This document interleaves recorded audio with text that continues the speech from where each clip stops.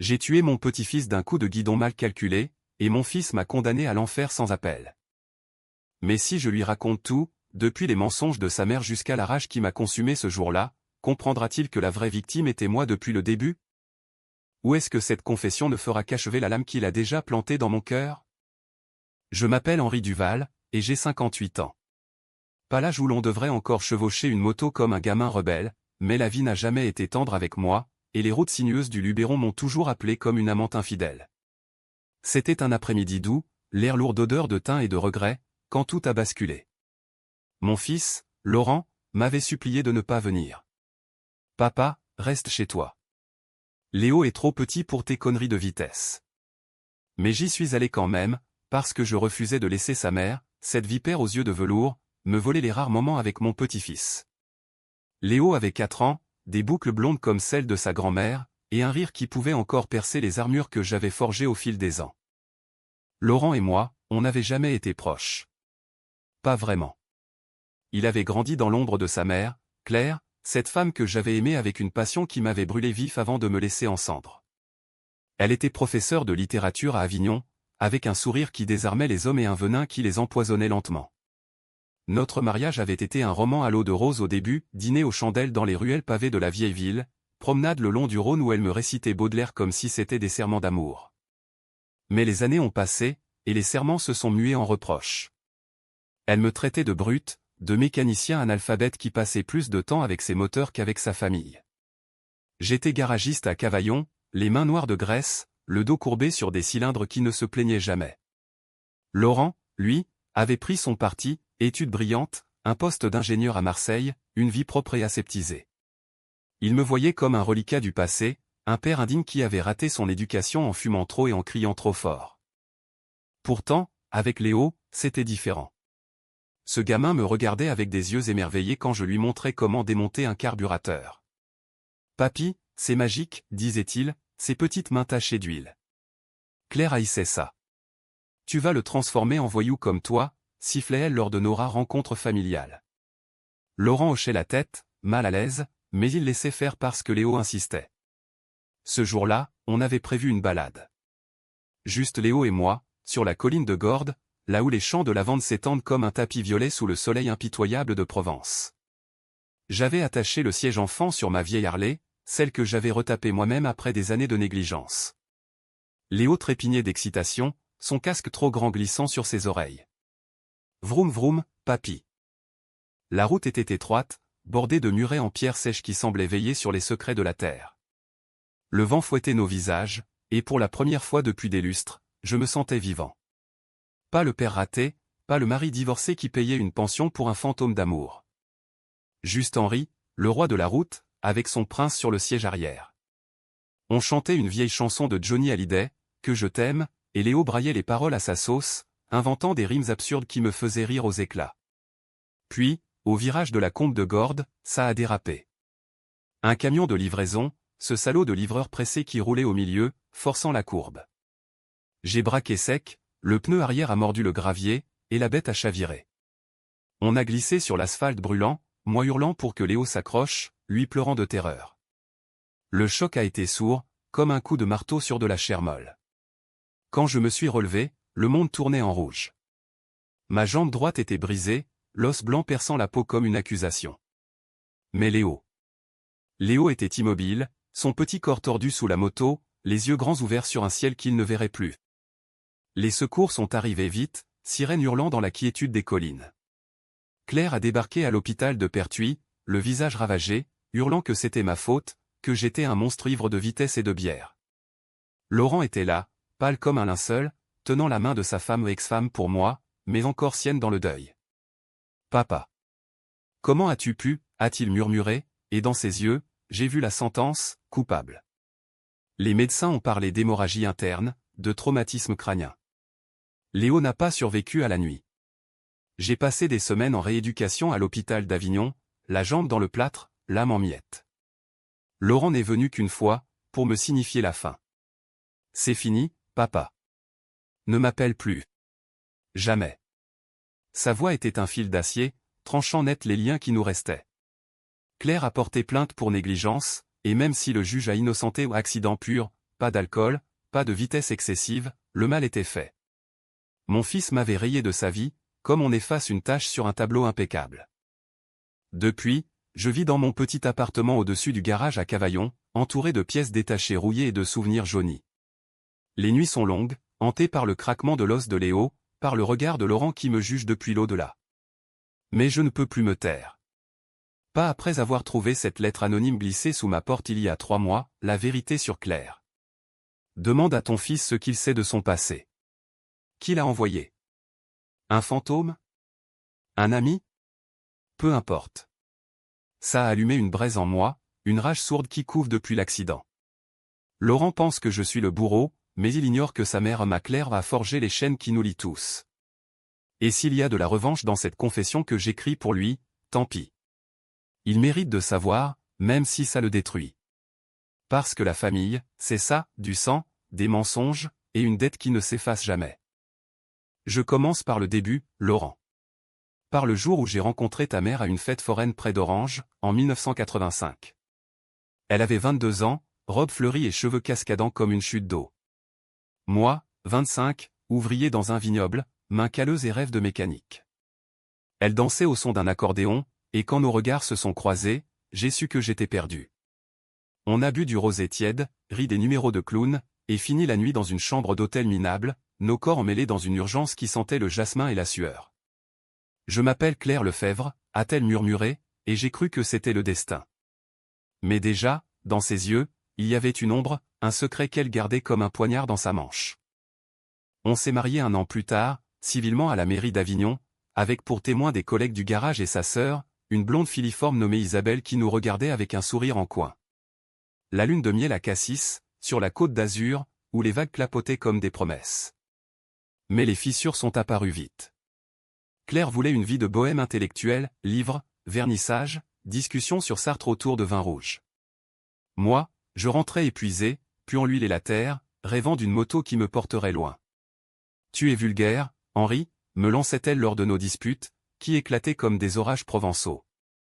Et toi, Laurent, tu es né en 1988, un hiver pluvieux, dans la clinique de Carpentras. Quand je t'ai tenu pour la première fois, minuscule et hurlant, j'ai juré de te protéger de tout, surtout de nos faiblesses. Mais Claire. Ah, Claire.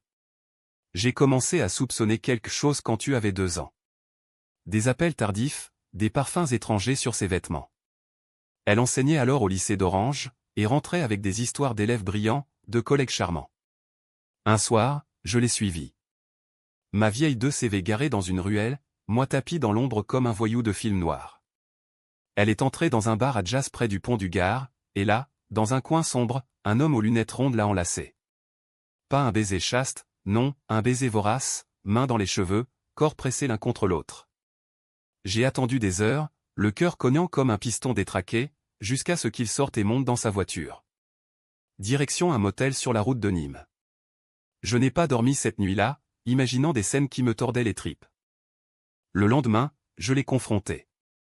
Qui est-ce, ai-je rugi, la poussant contre le mur de la cuisine. Tu pleurais dans ton berceau, ignorant le chaos. Elle a ri, un rire froid comme le Mistral. Et alors? Tu crois que ta vie de prolo me suffit? On a divorcé en 1995, quand tu avais 7 ans. La garde partagée, mais en pratique, elle t'a eu la plupart du temps, te bourrant la tête d'idées sur ton père irresponsable. J'ai payé la pension rubis sur l'ongle, t'emmenant au foot les week-ends, t'apprenant à réparer un vélo. Mais la graine du doute était plantée. Et si cet amant n'était pas le seul? Et si Claire cachait plus que des adultères? Les années ont passé, toi grandissant en un jeune homme distant, moi m'enfonçant dans le garage, entouré de machines qui ne trahissent pas. Puis Léo est arrivé, en 2021, et avec lui, un semblant de rédemption. Claire, remariée à un notaire bedonnant de Marseille, tolérait mes visites par pitié, ou par culpabilité. Mais l'accident. Dieu, l'accident. Ce n'était pas juste un dérapage. Le camion, oui, mais avant ça, une dispute au téléphone avec Laurent. Papa, maman dit que tu bois encore. Laisse Léo tranquille. J'avais avalé une bière pour me calmer, juste une, mais assez pour que la rage monte.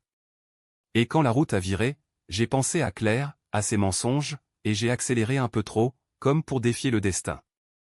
Maintenant, cette lettre anonyme. J'ai fouillé, Laurent. J'ai appelé Isabelle, ta tante, qui a craqué au téléphone. Claire avait un passé, Henri. Avant toi, à Paris, une histoire avec un prof marié. Et un avortement qu'elle a caché. Un avortement? Ta mère, si pro-vie en public, avait supprimé un enfant? Et si c'était le tien, le nôtre, avant toi? Non, impossible, les dates ne collent pas. Mais d'autres secrets. Isabelle a parlé d'un chantage, d'un collègue qu'elle a accusé de harcèlement pour couvrir ses liaisons. Et toi, Laurent, qu'as-tu su? As-tu protégé ta mère, en me haïssant pour l'accident, pour masquer ses fautes? Je t'envoie cette première partie par courrier, depuis Cavaillon. Lis-la, et attends la suite. Parce que la vérité, mon fils, est une lame à double tranchant. Elle libère, mais elle blesse. Et si je dois me venger de ton silence, ce sera par les mots, ces armes que ta mère m'a toujours refusées. Laurent, si tu lis ceci, sache que j'écris dans le silence de mon atelier, sous la lumière crue d'une ampoule qui grésille comme mes nerfs. Les outils sont alignés sur l'établi, témoins muets de mes nuits blanches. Hier, j'ai revu la route en rêve, le virage, le camion surgissant comme un taureau enragé, Léo agrippant ma veste de ses doigts minuscules. Papy, j'ai peur. Ces mots me hantent, plus que le craquement de l'os. Mais avant l'accident, il y avait nous, toi et moi, dans une danse maladroite de père et fils qui n'ont jamais su se parler sans armure. Rappelons-nous 1997, l'année de tes 10 ans. Après le divorce, Claire t'avait emmené à Paris pour l'été, soi-disant pour visiter le Louvre et les jardins du Luxembourg. Moi, j'étais resté à Cavaillon, à réparer des tracteurs pour des vignerons qui sentaient le vin aigre. Quand tu es rentré, allé et distant, tu m'as annoncé, « Papa, maman dit que tu n'es pas un bon père. Que tu préfères tes motos à nous. » J'ai senti la rage monter, comme une marée noire dans ma poitrine. C'est faux, fiston. Ta mère. Elle voit le monde en noir et blanc, et moi, je suis toujours le noir. On est allé pêcher au bord de la Durance ce week-end-là, toi avec ta canne neuve, moi avec une glacière pleine de sandwichs au jambon. Le soleil tapait dur, et pendant que les lignes dansaient à la surface, j'ai essayé de te raconter des histoires, celle de mon père, ouvrier à l'usine de Soiridil-sur-Sorgue, mort d'une silicose à 50 ans, me laissant avec une mère qui tricotait des pulls trop grands pour cacher sa solitude. Tu écoutais à moitié, jetant des cailloux dans l'eau. Pourquoi maman pleure le soir, as-tu demandé soudain, et j'ai su que Claire t'avait déjà empoisonné l'esprit. Parce que les adultes sont compliqués, Laurent. Mais toi et moi, on est simple. On répare ce qui est cassé. On a ramené 3 truites ce jour-là, et en les vidant sur la berge, je t'ai appris à trancher net, sans hésiter. La vie, c'est ça, couper le superflu pour sauver l'essentiel. Tu as hoché la tête, mais tes yeux étaient ailleurs, vers Marseille peut-être, où tu irais plus tard étudier, loin de mes mains sales. Les années lycée ont été un calvaire. Tu excellais en maths et physique, le chouchou des profs, tandis que je luttais pour payer tes cours de soutien.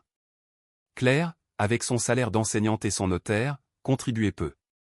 C'est ton rôle, Henri, disait-elle lors de nos échanges tendus au téléphone. J'ai vendu ma première moto, une BSA 650 des années 60, pour financer ton bac. Tu l'as eu mention très bien, et lors de la remise des diplômes à Orange, tu m'as serré la main comme un étranger. Merci, papa, as-tu dit, mais c'était poli, distant. Claire rayonnait à tes côtés, dans une robe bleu marine qui soulignait sa silhouette encore ferme. Son amant du moment? Un inspecteur d'académie, d'après les ragots que j'entendais au marché. Elle collectionnait les hommes comme des trophées, passant d'un lit à l'autre sans un remords, tandis que moi, je me contentais de bières solitaires au café du coin. Ton départ pour l'université à Marseille en 2006 a été le coup de grâce. Tu as loué un studio près du Vieux-Port, et nos visites se sont espacées. J'ai du travail, papa. Je descendais parfois, t'apportant des conserves de tapenade maison, et on marchait le long de la Canebière, évitant les regards des touristes. Tu parlais de circuits intégrés, de rêves d'ingénierie aéronautique. Moi, je hochais la tête, impressionné mais perdu. Et les filles, demandais-je pour briser le silence. Tu rougissais, évoquant vaguement une Sophie de ta promo. Mais je sentais que Claire t'avait vacciné contre les erreurs comme les miennes, adultère, passion brute, divorce sanglant. C'est en 2012 que tu as rencontré Élise, lors d'un salon du livre à Aix-en-Provence. Elle était éditrice junior, passionnée de polar, avec des cheveux châtains et un rire contagieux. Tu m'as appelé excité, papa, elle est parfaite. On va se marier. Le mariage a eu lieu en 2015, à la mairie d'Aix, sous un ciel d'azur.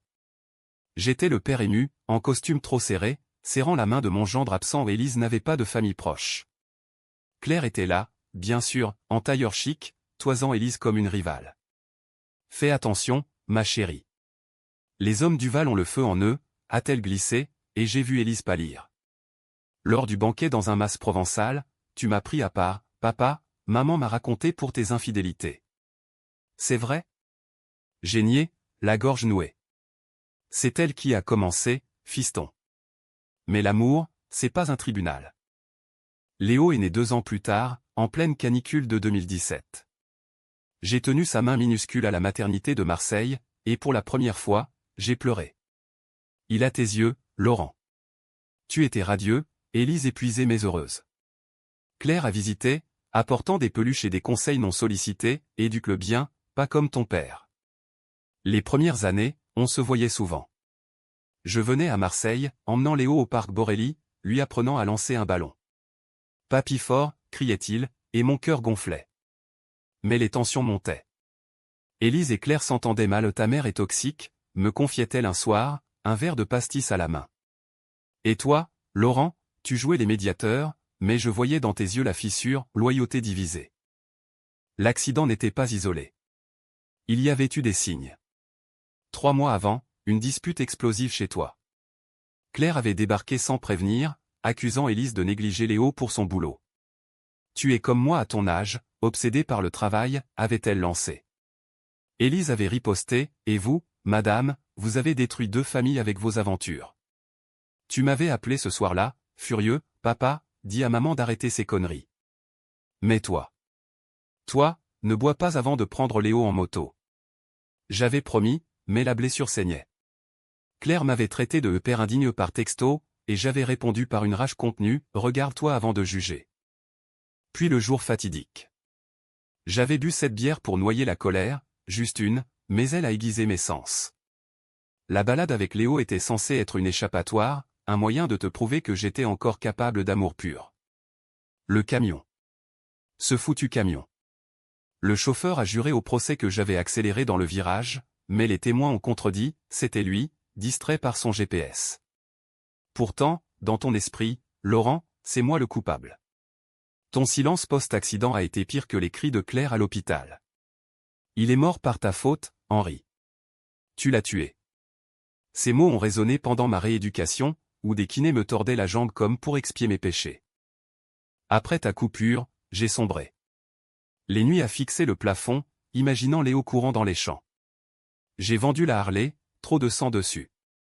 Le garage tournait au ralenti, client compatissant mais distant. Puis cette lettre, Claire a couché avec ton fils pour te punir. Demande-lui. Mon sang s'est glacé. Toi et elle? Impossible. Mais Isabelle a confirmé au téléphone, voix tremblante, c'était il y a 10 ans, après une dispute. Elle était ivre, il était vulnérable. Ils n'ont pas consommé, mais c'est arrivé. Elle m'a avoué, en pleurs. Un baiser? Plus? Laurent, as-tu porté ce secret comme une croix, me haïssant pour masquer ta propre culpabilité? Cette seconde partie est pour creuser cette plaie. Réponds-moi, ou attends la suite. La vengeance n'est pas dans le sang, mais dans la lumière jetée sur les ombres. Ton père, qui t'aime malgré tout. Mon cher Laurent, ou devrais-je dire mon juge et mon bourreau? J'écris ceci au petit matin, avec le Mistral qui siffle aux fenêtres du garage, portant des échos de lavande fanée. Ma jambe pulse encore, vestige de l'accident, me rappelant que le corps trahit avant l'esprit. Dans cette 3e livraison de ma confession, je vais plonger plus profond, là où les racines de notre famille pourrissent en silence. Tu penses que l'accident était le climax de ma négligence? Non, fiston. C'était le dénouement d'une tragédie que Claire a tissée fil par fil, nous piégeant tous dans sa toile. Revenons à 2005, l'année où tu as eu ton premier poste à Airbus, à Marignane. Fier comme un paon, tu m'as invité à visiter l'usine, moi en bleu de travail taché, toi en chemise impeccable. Les avions en assemblage, géants d'aluminium, m'ont ébloui. Papa, imagine, je construis l'avenir. On a déjeuné à la cantine, toi expliquant des équations que je comprenais à peine. Mais au téléphone, Claire a coupé court, ne l'encourage pas dans ses rêves.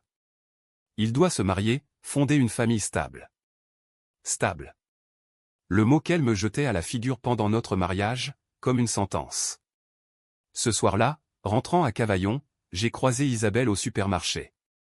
Elle était pâle, les yeux rougis. Henri, Claire va mal.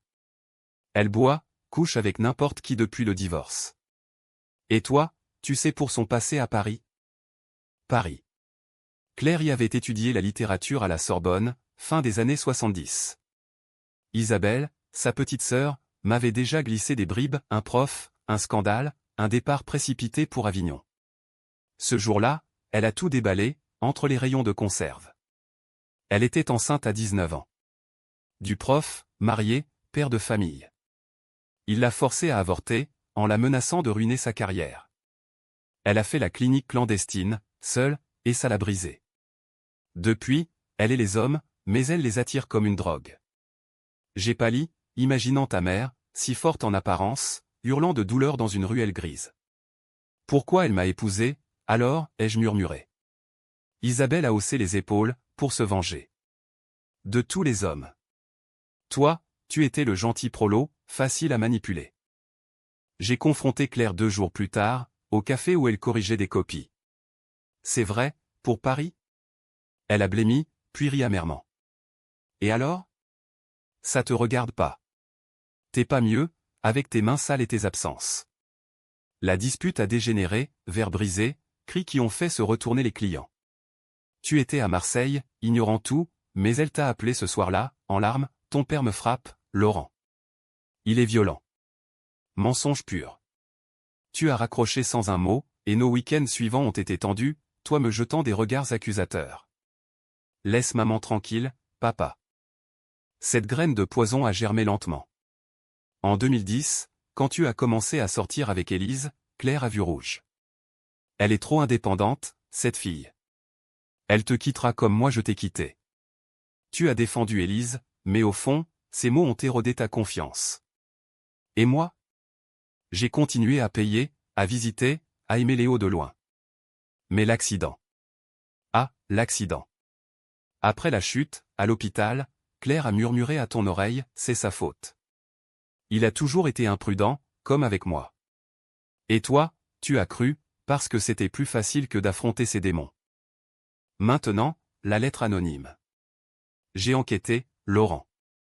J'ai conduit jusqu'à Avignon, frappé à la porte d'Isabelle. Elle a hésité, puis m'a fait entrer dans son appartement étouffant, rempli de livres poussiéreux. C'était moi, la lettre. Pas tout, mais assez pour que tu saches. Claire m'a forcé à mentir pour elle, pendant des années. Pour l'avortement, j'ai dit à la famille que c'était une grippe. Et pour toi. Après le divorce, elle a essayé de te séduire, ivre lors d'un Noël. Un baiser volé, que tu as repoussé. Mais elle t'a fait douter, ton père ne t'aime pas vraiment, viens à moi. Tu l'as caché, hein? Pour protéger la famille. J'ai senti la nausée monter. Toi, mon fils, embrassé par ta mère?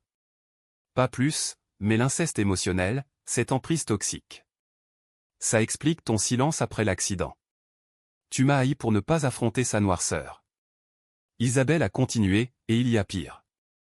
En 1990, pendant votre mariage, Claire a eu une liaison avec ton patron au garage, ce vieux Marcel. Elle voulait te quitter pour lui, mais il est mort d'une crise cardiaque. Elle m'a avoué l'avoir poussé à boire ce soir-là, par vengeance contre toi qui rentrais tard. Marcel. Le mentor qui m'avait appris tout sur les moteurs, mort subitement après une soirée arrosée. J'ai vu Claire ce soir-là, les yeux brillants, prétendant du chagrin. Était-ce elle, la poison dans son verre? Pas de preuve, mais le doute ronge. Et toi, Laurent, as-tu soupçonné? Quand tu as coupé contact, était-ce pour me punir, ou pour fuir ces ombres? Ma revanche n'est pas dans l'accusation, mais dans la révélation. Lis ceci, et sens le poids. La prochaine partie creusera l'accident lui-même, seconde par seconde. Réponds, fiston. Ou le silence te consumera comme elle m'a consumé. Laurent, le vent du Luberon porte des murmures de fantômes ce soir, et je les entends tous, le rire de Léo, les sanglots de Claire, ton silence comme un mur de pierre. Ma jambe est une prison, mais mon esprit est libre pour cette dissection impitoyable de l'accident. 4e chapitre de ma litanie, pas d'excuses, juste les faits nus, crus comme la Provence en été. Tu m'as jugé sans procès, mais écoute maintenant, et juge encore. Le matin du 15 août 2021, je me suis réveillé avec un poids sur la poitrine. Ton appel de la veille, papa, Élise est stressée au boulot. Laisse Léo chez nous aujourd'hui. Mais Léo avait supplié, papy, la moto. Promis. J'ai cédé, comme toujours. Chez toi à Marseille, Élise m'a tendu le gamin, fatigué, fais attention, Henri. Il est fragile des bronches. Claire était passée la veille, semant le chaos, ne le laisse pas fumer près de Léo. Il pue la clope. Mensonge, j'avais arrêté depuis des mois, pour lui. On est parti vers midi, la Harley ronronnant comme un chat repu. Léo serrait son ours en peluche, casque calé avec une serviette. La route à 7 vers Avignon, puis la des 15 vers Gordes, autoroute fluide, puis ces virages qui serpentent comme des veines de la terre. On s'est arrêté à un vignoble près de Châteauneuf-du-Pape, pour un jus de raisin. Léo a couru entre les rangs, criant aux vendanges. J'ai ri, mais au fond, la dispute avec toi me rongeait. Ton père est un danger public, avait dit Claire par texto.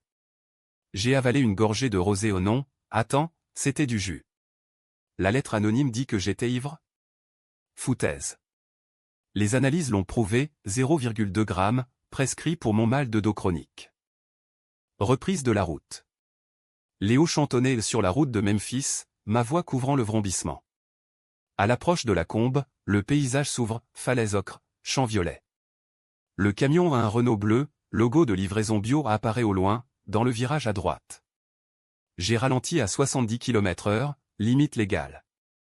Mais il était au centre, gyrophares éteints, téléphone à l'oreille d'après les témoins. J'ai klaxonné, braqué à gauche. Le pneu touche le gravier, la moto oscille. Accroche-toi, Léo, ai-je hurlé. Le monde bascule, bitume brûlant, métal tordu, corps projeté. Ma jambe se plie à l'envers, douleur blanche.